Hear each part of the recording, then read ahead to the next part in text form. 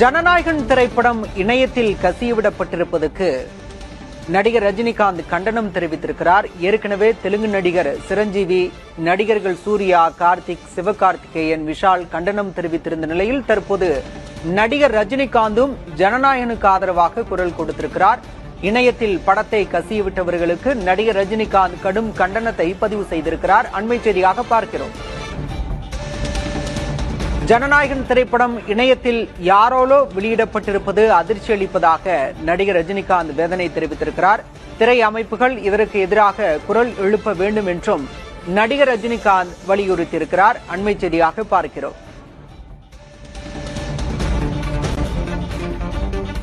ஜனநாயகன் படத்தை இணையத்தில் கசியவிட்டவர்களை கண்டுபிடித்து அவர்களுக்கு கடுமையான தண்டனை வழங்க நடவடிக்கை எடுக்க வேண்டும் என்றும் வலியுறுத்தியிருக்கிறார் நடிகர் ரஜினிகாந்த்.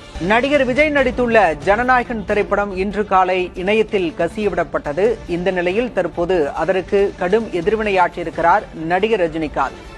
இணையத்தில் கசியவிட்டவர்களை கண்டறிந்து அவர்கள் மீது கடும் நடவடிக்கை எடுக்க வேண்டும் என்றும் வலியுறுத்தியிருக்கிறார். ஏற்கனவே தயாரிப்பாளர்கள் சங்கம், திரைப்பட அமைப்புகள் மற்றும் நடிகர்கள் கார்த்திக், சிவகார்த்திகேயன், தெலுங்கு நடிகர் சிரஞ்சீவி உள்ளிட்ட பலரும் கண்டனம் தெரிவித்திருந்தனர். இந்த நிலையில் தற்போது நடிகர் ரஜினிகாந்தும் கண்டனம் தெரிவித்திருக்கிறார்.